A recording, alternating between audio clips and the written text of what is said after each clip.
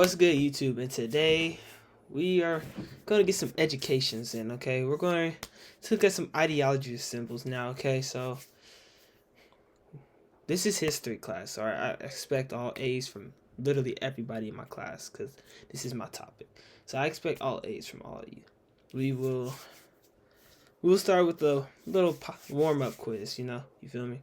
So, because, we're going to have warm-up quizzes when we do this, all right? So, let's do all the major ideology symbols.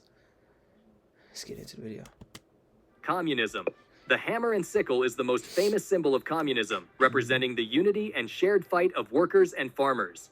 It first appeared during the Russian Revolution in 1917, when workers and peasants rose up to overthrow the old capitalist system. Later, it became the official emblem of the Soviet Union. The hammer stands for factory workers, while the sickle represents farmers. Together, they show the alliance between these two groups in their fight against exploitation and their push for a classless, equal society. Usually shown on a red background, the color symbolizes revolution, defiance, and the blood of workers who fought for freedom and justice. Over time, the hammer and sickle became more than just a Soviet icon. It turned into a global symbol of communism, adopted by socialist movements and parties all over the world. For its supporters, it represents solidarity, workers' rights, and the dream of a system where wealth is shared instead of hoarded by a few. Capitalism. Capitalism doesn't really have one official symbol, but some common ones that represent it are the dollar sign, coins, and images of banks or stock markets. These symbols show what capitalism is all about, like private property, free markets, competition, and making a profit. The dollar sign is often used as a quick way to represent capitalism because it stands for money, which is the main thing that drives everything in a capitalist economy. In this system, creating wealth and owning stuff is super important, with the dollar symbolizing the profit-driven push for innovation, trade, and investment. Other symbols, like graphs going up, show the idea of economic growth, which is a key part of capitalism, getting wealthier and more productive. Things like factories, skyscrapers, and shopping malls are also connected to capitalism, as they represent industrial progress, big corporations, and consumer culture, all of which are big parts of how capitalism works. Fascism.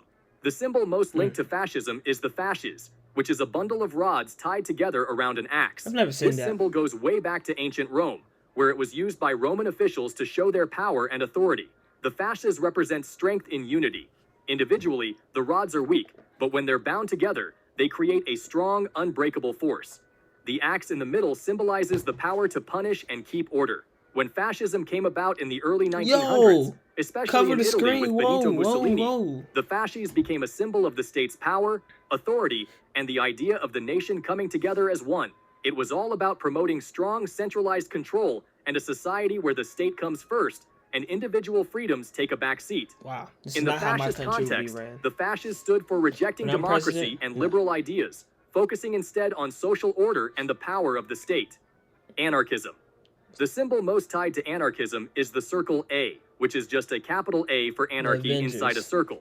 This symbol sums up the main ideas of anarchism, which is all about creating a society without hierarchies, authorities, or centralized power. The A stands for anarchy, and the circle represents order. Together, they show the belief that a self-managed society can work, where people govern themselves without needing a state, government, or forceful systems. That's not gonna work. The circle A became widely recognized in the 20th century, especially during the rise of anarchist movements like labor struggles, anti-authoritarian protests, and revolutionary actions. Anarchists believe real order can happen without rulers, through voluntary cooperation and collective decision-making based on mutual aid and direct democracy. The black flag shows the anarchist goal of creating a society free from government control, capitalism, and organized religion. Democracy. Democracy doesn't have just one official symbol, but several images are often linked to it. One of the most common is the ballot box, symbolizing elections, the heart of democracy. Another well-known symbol is the scales of justice, representing fairness, equal rights, and the rule of law.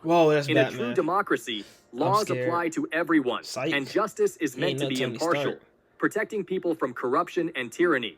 The Greek temple or pillars, inspired by ancient Athens, also symbolize democracy.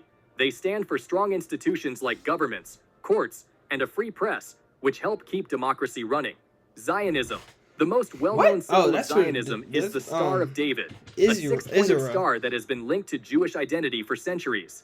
Is it Zionism, Israel or which started in the Israel? late I think it's 1800s, Israel. is a movement I don't focused know. on creating 'Cause and it is supporting a Israel. Jewish homeland, Okay. something that eventually led to the founding of that's the Israel flag. in 1948. Israel. The Star of David became the main emblem of Zionism and is now featured on Israel's flag.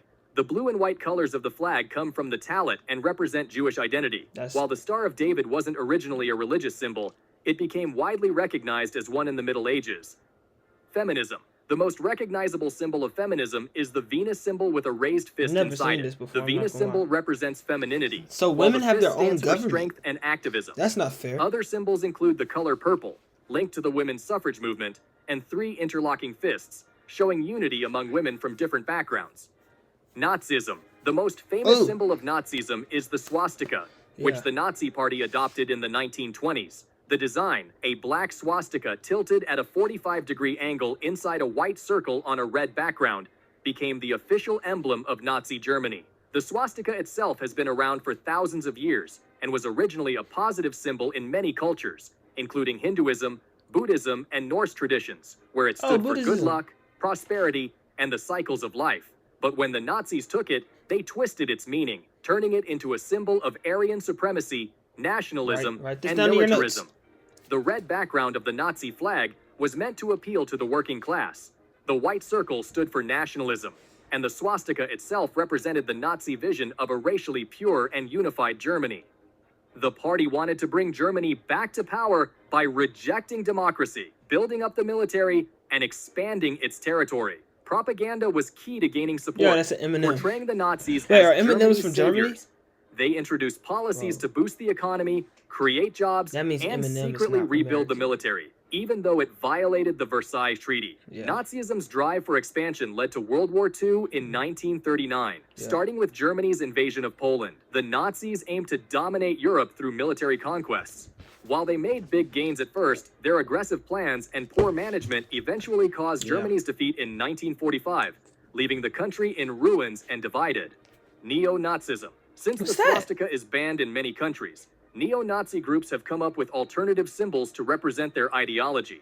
One of the most common is the Black Sun, a design that comes from Nazi Germany and is linked to Aryan supremacy and occult beliefs. It's made up of 12 sig runes arranged in a circle.